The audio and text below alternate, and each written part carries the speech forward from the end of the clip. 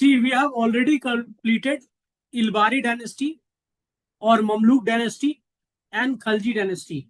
We have also seen their contribution in the field of administration, art, and culture. So the next topic is Tughlaq. Okay, Tughlaqs or Tughlaq dynasty.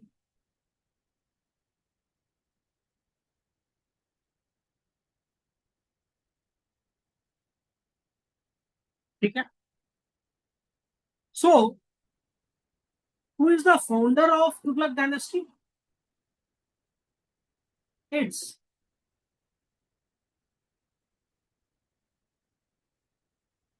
Ghiyasuddin.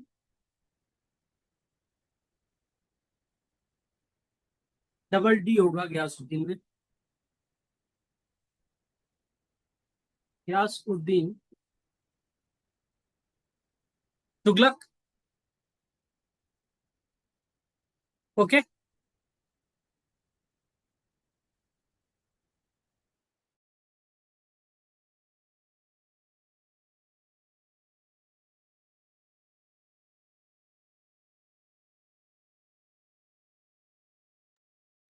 Ghiyasuddin Tughlaq. He came to the throne by killing the last ruler of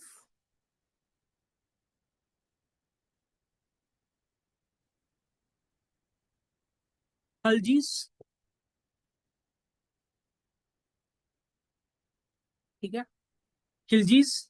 What is the name of the last ruler of Khilji whom Ghiyasuddin Tughlaq killed? His name is Nasir-ud-Din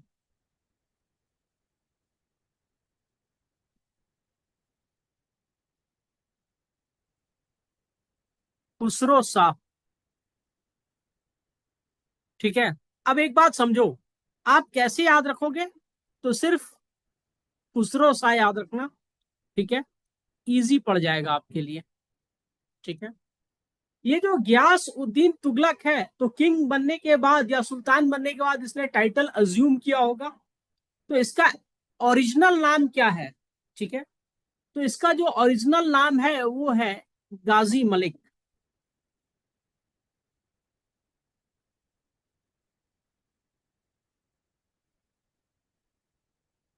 ठीक है. गाजी Malik.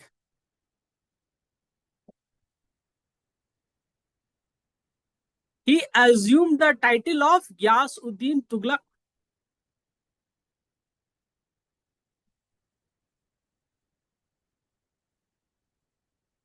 Ghiyasuddin Tughlaq. When he started the Tughlaq dynasty in 1320. ठीक है. पर actually ये क्या था? He was the army general of Alauddin Khilji. He was before becoming Sultan. Before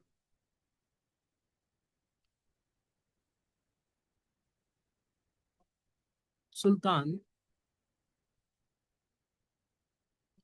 he was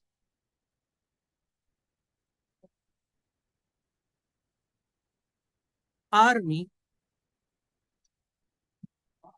general of Alauddin Khilji. And Alauddin has appointed him as governor of. Alauddin has. Just a moment. There is so much of noise around me. Give me 1 second. He was general of Alauddin Khilji. Alauddin Khilji has appointed Ghiyasuddin Tughlaq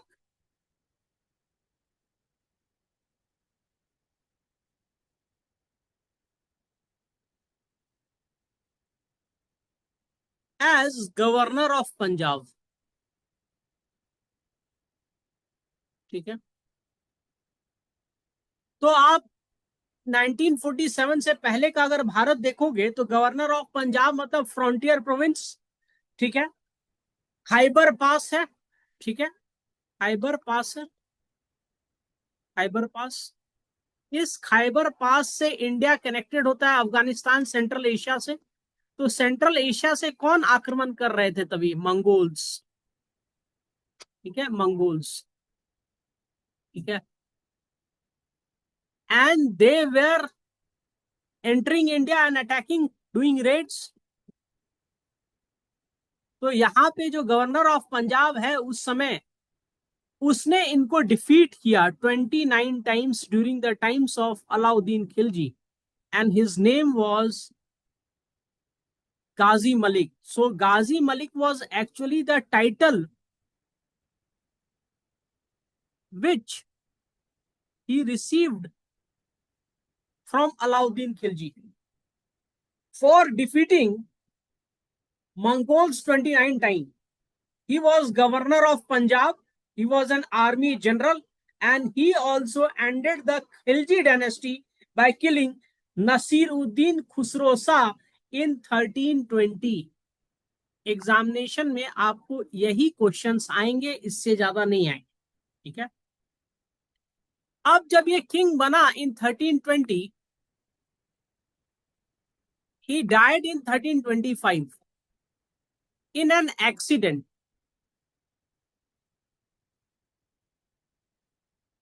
What actually happened is that he went on a campaign, ठीक है, to suppress rebel in Bengal,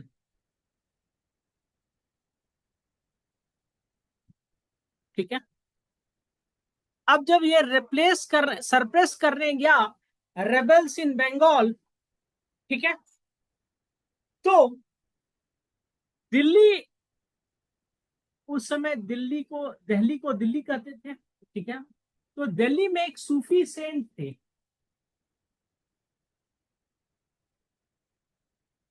his name was Nizamuddin औलिया। आप सबने सुना होगा,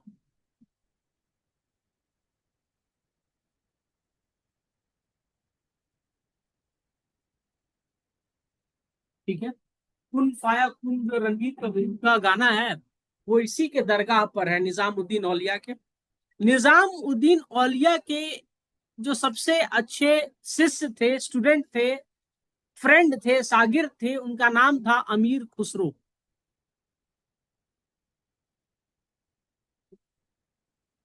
अमीर Khusro is known to be parrot of Hindustan, तोताए हिंद of India, because he was the first one who wrote poems in Hindavi. Hindi और उर्दू को मिला करके जो उन्होंने पोएम लिखा उसको हिंदवी कहा गया। तो निजामुद्दीन औलिया जो दिल्ली के सेंट थे, सूफी सेंट थे, he had a relations, he has not a very good relationship with Gyazuddin Tughlaq. His popularity was there quite in Delhi, and he tried to also influence, क्योंकि मौलाना थे, औलिया थे, he tried to influence people in Delhi. So this was disliked by Gyazuddin Tughlaq. So Gyazuddin Tughlaq sent him an order to leave Delhi before he returns to Delhi from Bengal, ठीक है। So Nizamuddin Auliya replied to Gyazuddin Tughlaq through Amir Khusro, ठीक है, in one sentence. That sentence is very much famous. It is known as हुनूस Delhi दूरस्त। Hindi में इसको कहते हैं दिल्ली अभी दूर है, ठीक है, and it is a very common proverb, Delhi अभी दूर है, ठीक है। What does it means? Even if you have reached the final leg of your destination, there is high chances that you may not be able to achieve it. English में इसी proverb को कहा जाता है there is much distance between the lip and the teacup. If it slips, the tea will never be consumed by you. ठीक है, तो हुलूस दिल्ली दूरस्त उन्होंने जवाब दिया। तो एक्चुअली हुआ क्या, when Ghiyasuddin return return from successful campaign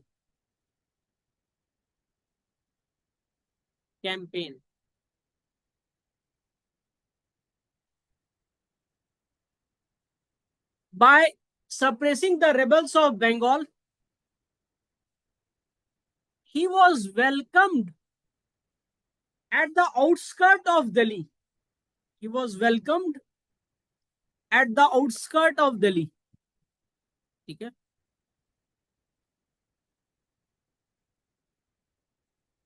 outskirt of Delhi. He was welcomed by Jona Khan. Jona Khan is son of Yasuddin, son of Yasuddin Tughlaq.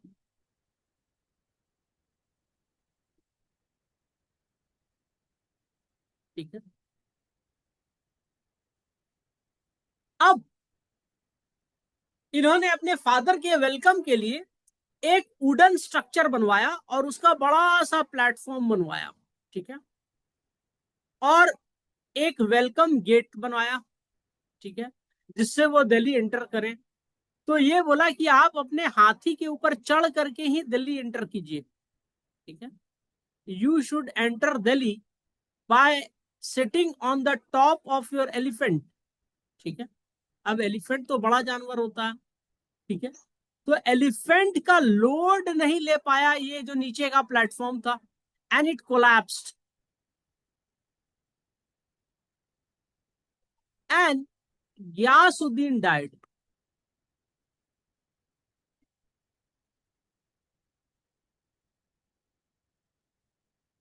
मतलब ये बंगाल से दिल्ली सक्सेसफुल कैंपेन करके दिल्ली के आउटस्कर्ट पे इनका डेथ हो गया। ठीक है, मतलब दिल्ली दूर ही रहा इनके लिए। That's the reason that very phrase became very much famous, हुलूस दिल्ली दूरस और दिल्ली अभी दूर है। This Jauna Khan succeeded his father and it is considered that this might be a conspiracy by Jauna Khan who was hand in gloves with Nizamuddin Auliya. ठीक है, ये एक मतलब उस जमाने का एक स्टोरी है। ठीक है, वो बोलते हैं ना, एक थ्योरी जो होता है जो अगेंस्ट द कॉमन वो होता है। तो उस तरह का इन्होंने एक थ्योरी दिया है कि जौना खान, तो गयासुद्दीन तुगलक डाइड एंड जौना खान सक्सीडेड हिम। दिस जौना Khan after assuming the throne of Delhi was renamed as Muhammad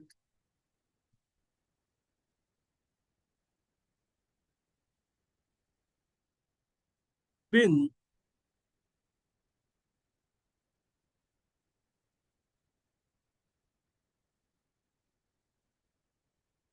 Tughlaq. ठीक है, देखो, गयासुद्दीन तुगलक से एक सवाल जो आपको आएगा। ठीक है, जो यूपीएससी में आस्क वाज दिस, देखो,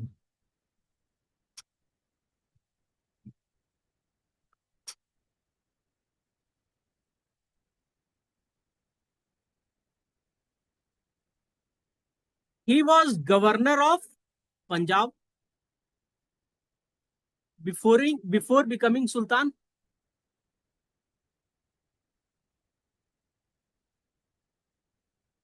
He got the title of Ghazi Malik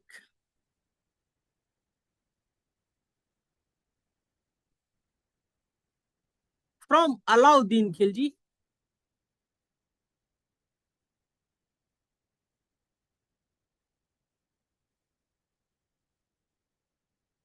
He defeated Mongols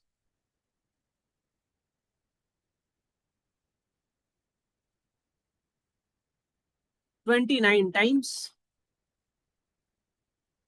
ठीक है। ही वॉज कंटेम्पररी ऑफ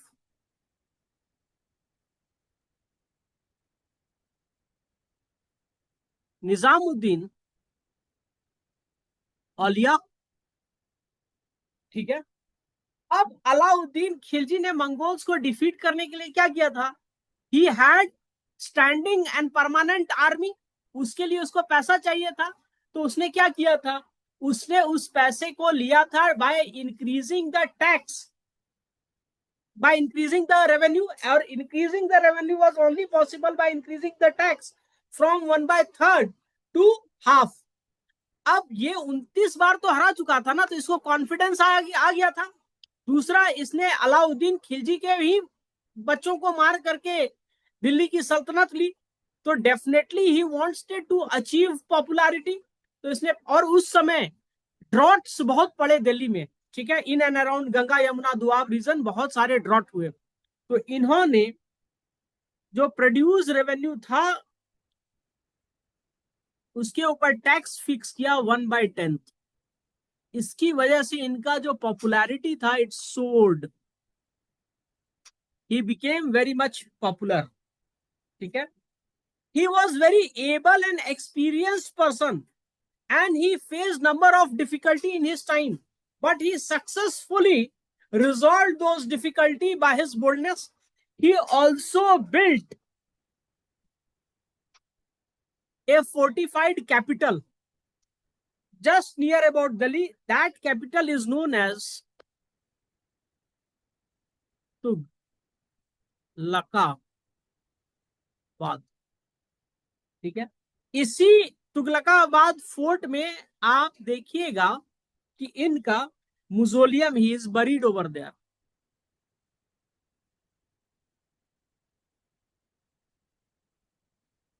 ठीक है। He belongs to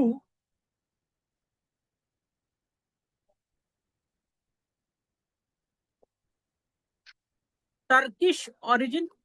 he was a Turk. तो इनके कबीले को कहा जाता है या इनके ट्राइब को कहा जाता है करोना टर्क। तो अभी तक सिर्फ टर्क्स ही दिल्ली रूल कर रहे हैं। ठीक है। दिल्ली रूल, लास्ट जो दिल्ली सल्तनत को रूल करेगा वो अफगान्स होंगे, लोदी। तो अभी तक सेंट्रल एशिया से ही आदमी आके रूल कर रहे हैं। ठीक है।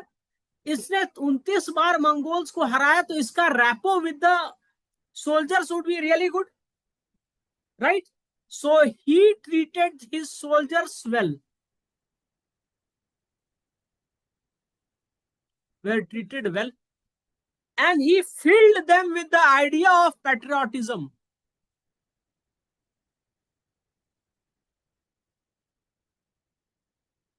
ठीक है। तो ये गयासुद्दीन तुगलक की पर्सनालिटी है।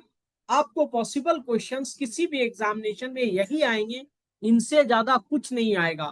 Founder of Tughlaqabad fort Ghiyasuddin Tughlaq. He was given the title of Ghazi Malik by whom? Alauddin Khilji. How many times he defeated Mongols? 29 times. He was contemporary of Nizamuddin Aulia. इसके बेटे का नाम क्या है? जौना खान। जौना खान का एक्चुअल नाम क्या हुआ? मोहम्मद बिन तुगलक। तो क्या मोहम्मद बिन तुगलक भी निजामुद्दीन औलिया का कंटेम्पररी था? हाँ था। ठीक है, क्योंकि इसके फादर का डेथ हुआ, निजामुद्दीन औलिया दिल्ली में ही रहे और मोहम्मद बिन तुगलक बने। Was he contemporary of Amir Khusro? Yes, he was contemporary of Amir Khusro because Nizamuddin Aulia का जो सबसे बढ़िया डिसाइपल था कौन था? Amir Khusro. What was the name of nickname of Amir Khusro? तोताए Hind, parrot of India. He is known for writing the first literature and poetry work in Hindavi. ठीक है। चलिए, अब मोहम्मद बिन तुगलक को पढ़ेंगे।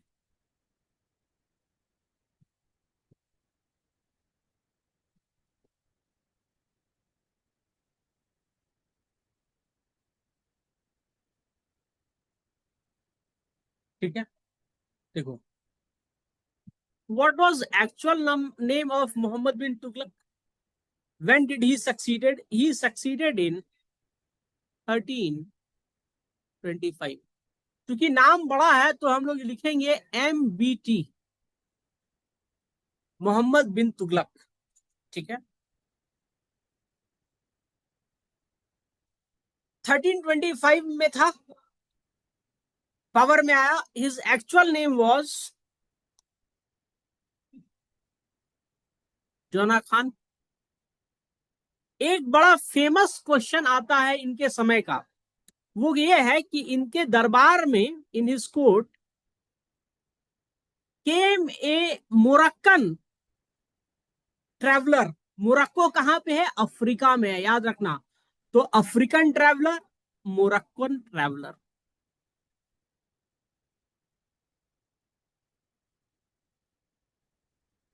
What was his name? His name was Ibn Battuta.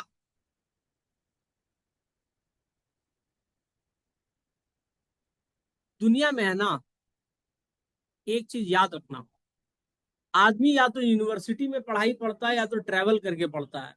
तो Moroccan traveller था Ibn Battuta, तो इसको अच्छा खासा नॉलेज था, क्योंकि ये पढ़ाई के चक्कर में भी बहुत ट्रैवल किया था।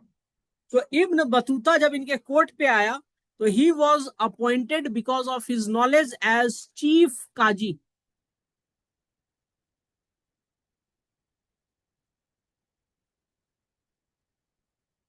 ठीक है। And when he came in his court, 1333, ये नंबर हमेशा याद रखो, 1333। ठीक है। And he only has given the detail of Tughlaq dynasty. ठीक है। Ibn Battuta was made chief Qazi. Ibn Battuta was also made ambassador of China by Mohammad bin Tughlaq. मतलब Mohammad bin Tughlaq was having foreign relationship as well with different countries. तो he was made ambassador to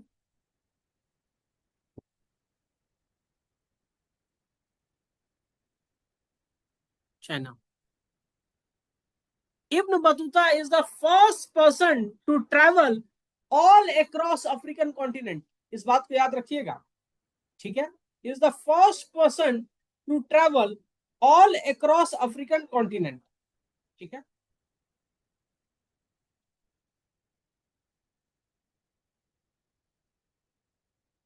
ये question भी आपको exam में आता है। ठीक है। अब हम लोग मोहम्मद बिन तुगलक के बारे में बात करेंगे। ठीक है। Mohammad bin Tughlaq was a great scholar. MBT was great scholar. He had knowledge of astronomy. हम वही पढ़ते हैं जब जो चीजें हमें दिखती है, तो सूरज चांद सितारे सब दिखते थे तो लोग एस्ट्रोनॉमी पढ़ते थे। अब एस्ट्रोनॉमी पढ़ना है तो उसके लिए मैथमेटिक्स जरूरी है ना जी, डिस्टेंस टाइम कैसे निकलेगा। अब जब मैथमेटिक्स पढ़ लिया तो लॉजिकल हो जाएगा आदमी।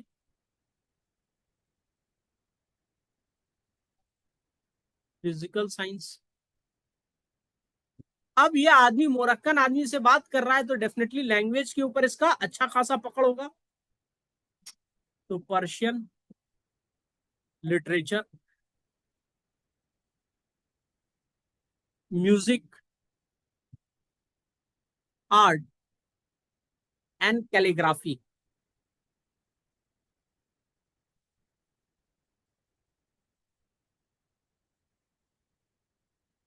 ठीक है।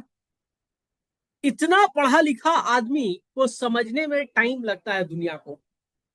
तो initially few scholar told him that he was wisest fool,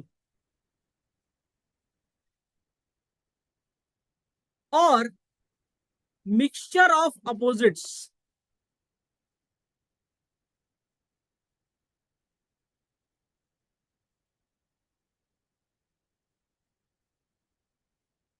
और मैड सुल्तान,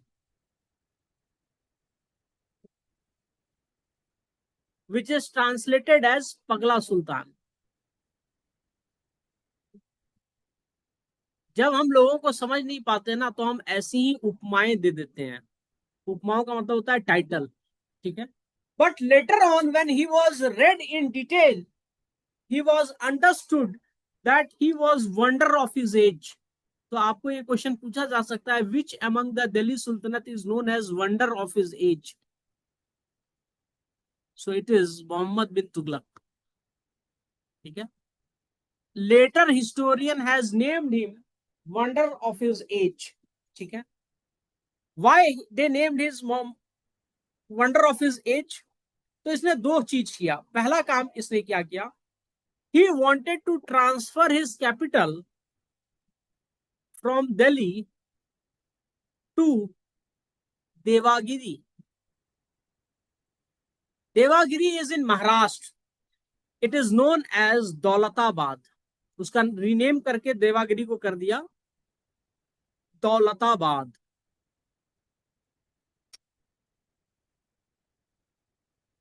ठीक है, why he transferred his capital from Delhi to Daulatabad, ये क्वेश्चन आपको हमेशा पूछा जाएगा। लोगों को तो सिर्फ एक ही जवाब पता होता है। क्यों पता होता है एक ही जवाब? क्योंकि वो ज्यादा डिटेल में नहीं पढ़ते हैं। तो दिल्ली से इसलिए दौलताबाद ट्रांसफर किया था क्योंकि ये नॉर्थ इंडिया और डेक्कन के बीच से सारा चीज कंट्रोल करना चाहता था। हेडक्वार्टर बीच में रहेगा तो हम दोनों को देख लेंगे, ये पहला रीजन है। ठीक है, ये होगा दौलताबाद। पर इससे भी ज्यादा इंपॉर्टेंट दूसरा रीजन था, वो ये था to prevent his capital from the raids of Mongol. अब इसका बाप जैसा थोड़ी ना था, इसके बाप ने तो डायरेक्टली मंगोल्स को डिफीट किया था 29 टाइम्स, तो इसके बाप में कॉन्फिडेंस था। तो इसने दो रीजन से दिल्ली से दौलताबाद ट्रांसफर किया। But before transferring to Daulatabad he established roads. Roads बहुत बढ़िया बनाया। दूसरा, network of rest houses, so that people when shifting from Delhi to Daulatabad will find it easy. He did not ask the entire population of Delhi to get transferred to Daulatabad. Only the important one were asked to get transferred to Daulatabad. But actually what happened is that during this journey, many people got killed.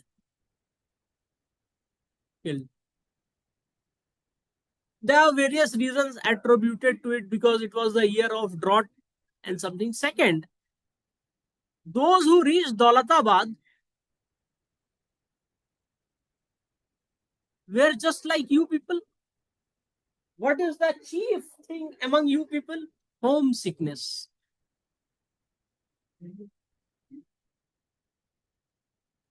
ठीक है, homesickness. So after staying in Daulatabad for 2 years, the Sultan understood one thing, that since from Delhi it was very difficult to rule in Deccan, in Daulatabad it was very difficult to rule in Delhi and Punjab. So after 2 years, he got transferred to Delhi. And because he has built his capital in Devangiri, Daulatabad, so a huge amount of revenue was lost. ऐसा नहीं है कि he is the only king in the history where he has lost huge amount of revenue in shifting his capital. Even Akbar wanted to shift his capital to Sikri, Fatehpur Sikri, right? From Agra, he built it over there, but he realized that since the water supply was not good, there was no point over there. So yes, इनका भी revenue loss हुआ अच्छा खासा. Secondly, he wanted to capture the entire world. ठीक है, सबका यही problem है। अलाउद्दीन खिलजी से लेके इनका शान सिकंदरी बनना है। अलाउद्दीन खिलजी ने अपने आप को टाइटल दिया था ना, शान सिकंदर ए सानी, someone who is equivalent to Sikandar. तो मोहम्मद बिन तुगलक का भी था that he will capture the entire world. For that he created a large army. ठीक है, and gave them salary of 1 year in advance. ठीक है, अब हुआ क्या, when he gave them salary of 1 year in advance, ठीक है,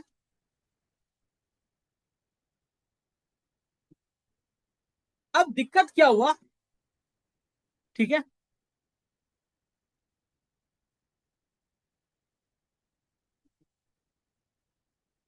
कि इसने कुमाऊं, जो आपका उत्तराखंड में है, ठीक है, वहां पे अटैक किया, ठीक है।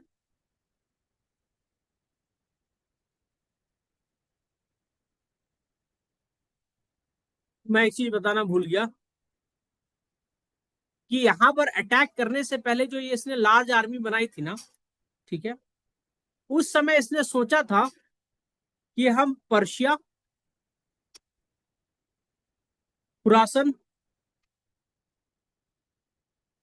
सेंट्रल एशिया का पार्ट वाट, इराक, इसको कैप्चर करेंगे, ठीक है। पर इसने कर दिया कुमाऊं पर अटैक।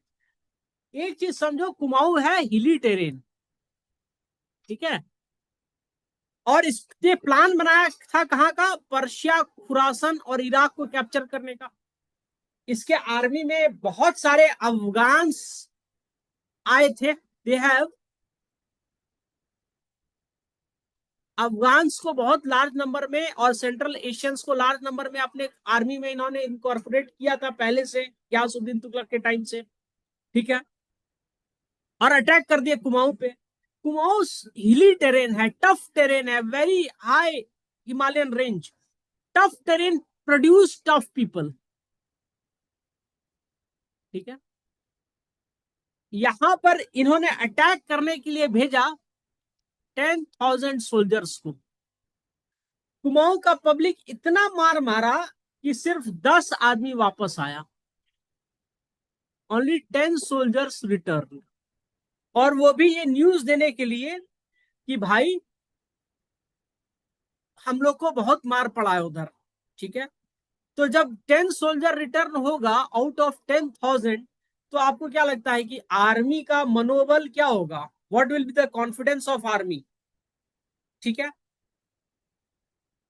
इसके साथ साथ इन्होंने क्या किया कि इतना जो दौलताबाद को बनाया, आर्मी को 1 साल का सैलरी एडवांस में दिया, तो इनके यहां हो गया रेवेन्यू का crunch.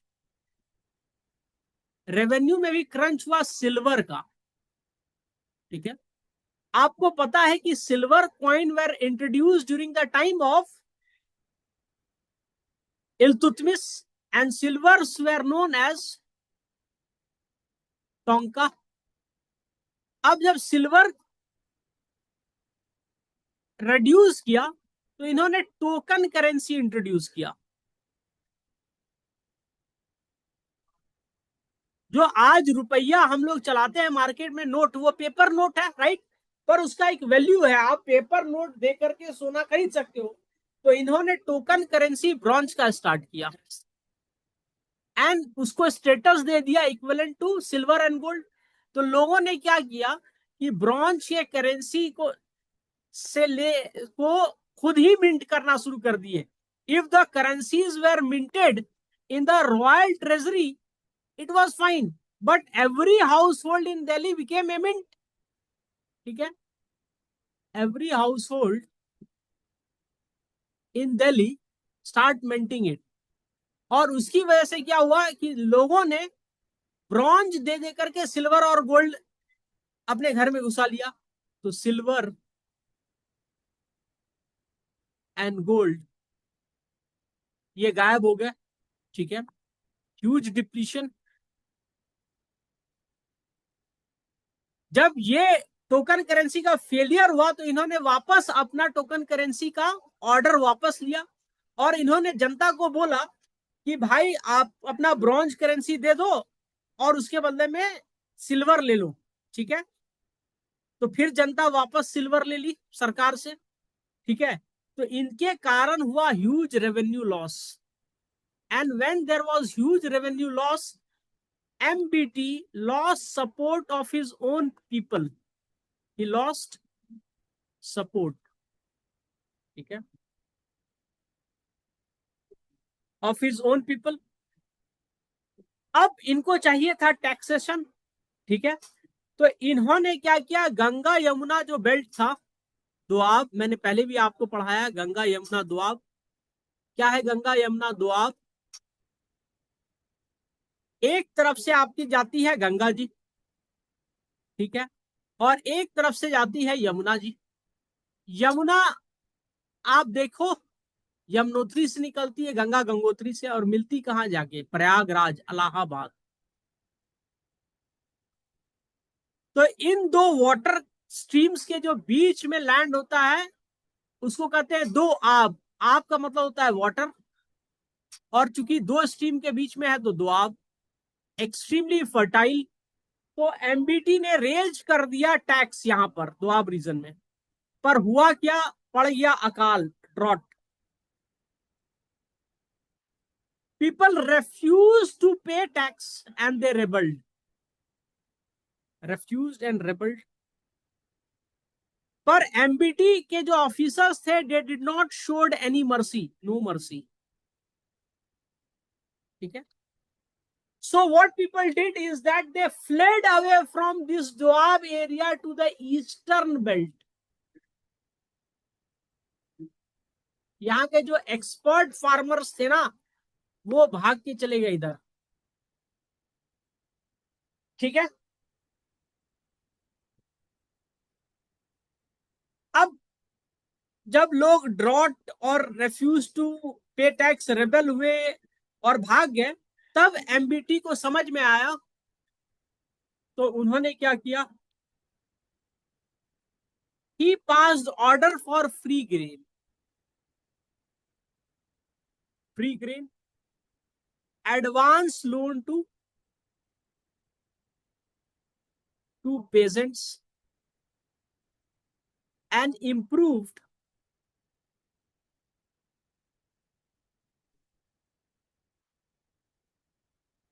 Irrigation,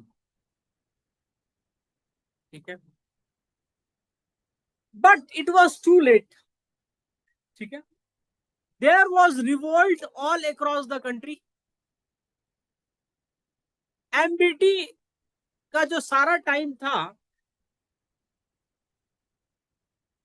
he was indulgent all the time after this to suppress this revolt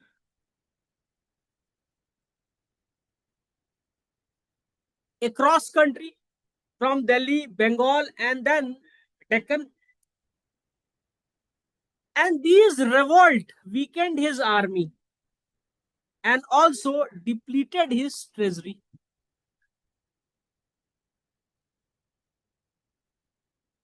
ठीक है, depleted his treasury, ठीक है? And during this time only he died suppressing one of the revolt, और ये 26 साल तक रूल किया है। 1351, 1325 में इसके फादर का डेथ हुआ, प्लस 26 ईयर्स, तो 1351 में ये डेथ कर गया। 1351 एडी में जब ये डेड किया, तो ही वॉज रिप्लेस्ड बाय और सक्सीडेड बाय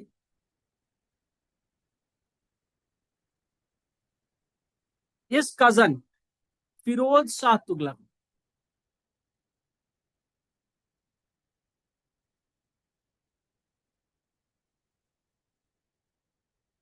ठीक है, cousin of MBT.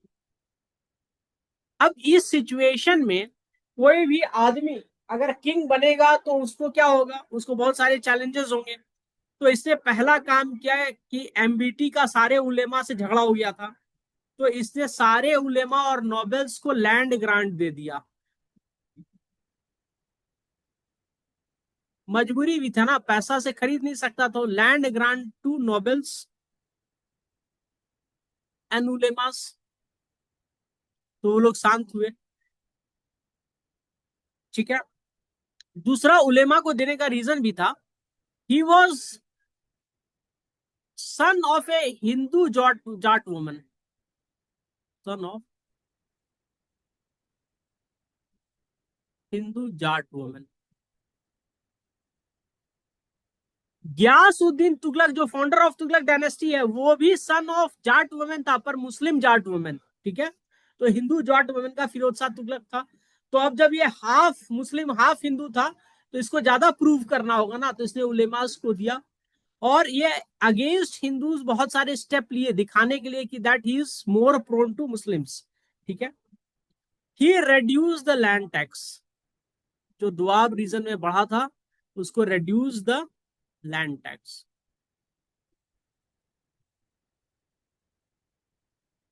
He established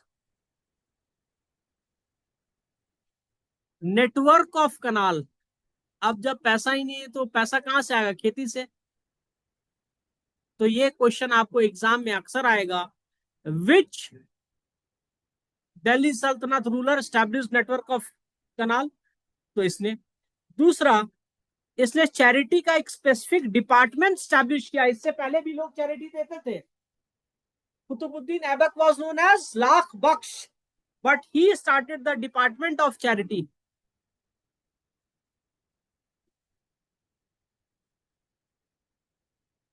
charity, और डिपार्टमेंट ऑफ चैरिटी का इसने क्या नाम दिया, दीवान ए खैरात। खैरात मतलब मुफ्त में बांट देना। ठीक है, दूसरा, इसने एम्प्लॉयमेंट ब्यूरो स्टार्ट किया। सोचो, उस जमाने में एम्प्लॉयमेंट ब्यूरो was established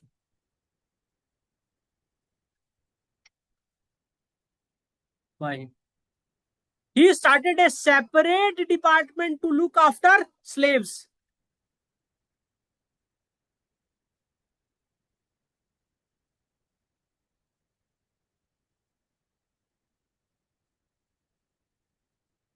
उस समय सरिया कानून बहुत चलता था, तो he banned inhuman punishment like cutting of hands and feet और नोज। ठीक है, आपको फिरोज शाह तुगलक से इसके ज्यादा कोई चीज नहीं आएगा। इन्होंने पेजेंट को जो लोन ट्रीटमेंट देना स्टार्ट किया था, पेजेंट्स को ये लोन देना स्टार्ट किए थे, उसको कहते हैं टकावी। नहीं नहीं, मुझे ये चीज कंसर्न करना होगा, टकावी लोन इसका है या मोहम्मद बिन तुगलक का है। तो मुझे एक चीज देखना होगा, क्योंकि मोहम्मद बिन तुगलक ने भी लोन देना शुरू किया था ना, तो मुझे एक चीज देखना होगा। जस्ट गिव मी 1 सेकेंड, मैं ऑनलाइन देख लूं।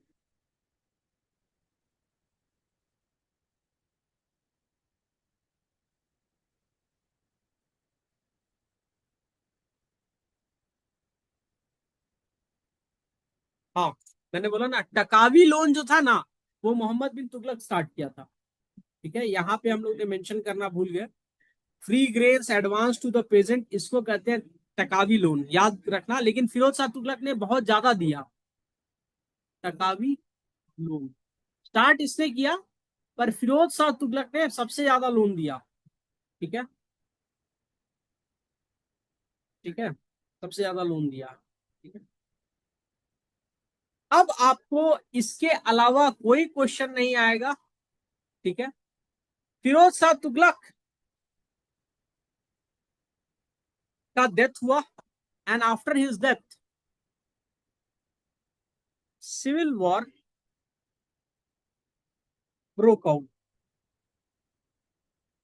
ठीक है, किसमें, among his successor of Tughlaqs.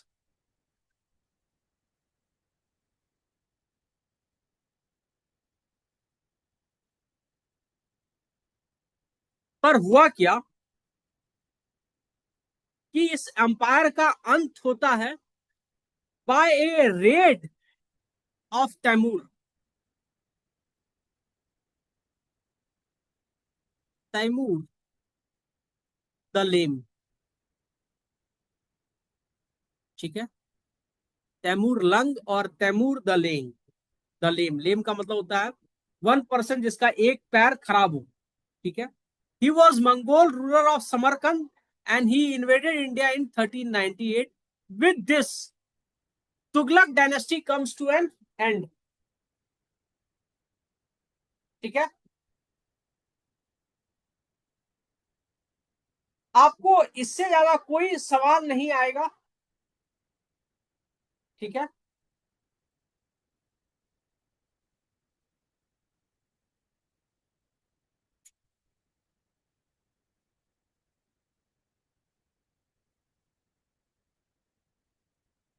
जब तैमूर का रेड हुआ था तो उस समय दिल्ली का सुल्तान कौन था, ये क्वेश्चन आपको आ सकता है, ठीक है। तो आप बताइए, who was Sultan of Delhi during the rain of Timur.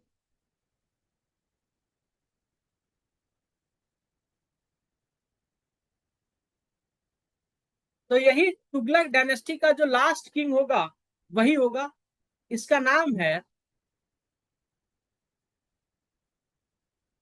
Naseeruddin Mahmood Shah. जो लास्ट किंग ऑफ खलजी और जो लास्ट किंग ऑफ तुगलक है, दोनों का फर्स्ट नेम और लास्ट नेम सेम है, ठीक है। तो इसका नाम है नसीरुद्दीन महमूद शाह, ठीक है। तुगलक का, खिलजी का था नसीरुद्दीन खुसरो शाह, ठीक है।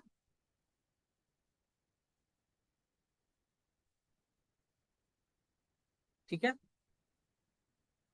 He is there as king from 1394, ठीक है,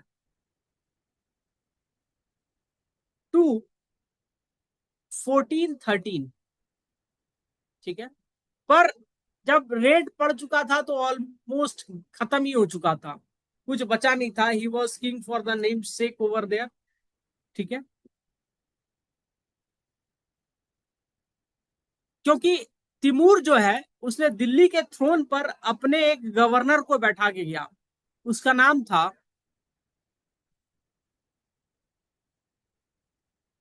खिज्र खान, ठीक है। दिस खिज्र खान ओनली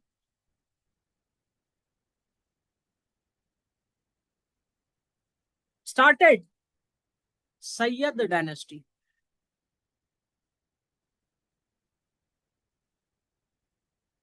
ठीक है। And this Syed dynasty was on the throne for 37 years. तो पहले तो ये गवर्नर था, तिमूर का रिप्रेजेंटेटिव था। नसीरुद्दीन महमूद शाह को हटाने के बाद 37 ईयर रूल्स किए, ठीक है। तो 1451 में सैयद डायनेस्टी लास्ट हुए। They were replaced by the Lodis and Lodis were the Afghans, ठीक है, ठीक है। And Lodis were the first Afghans to rule Delhi Sultanate, ठीक है। तो ये 1451 में लोदीज आते हैं। हम लोदी और सैयद्स के बारे में बाद में पढ़ेंगे। Today it was all about Tughlaqs. We will have separate class regarding the art and culture of entire Dalit Sultanate, where you will be able to understand their contribution in art and architecture, their administrative stuff, from where the questions may come. ठीक है? So with this, I will end the class. Next class is tomorrow, 9:30 p.m. Thank you. Good night. Take care. In case of any doubt, you may ask me now.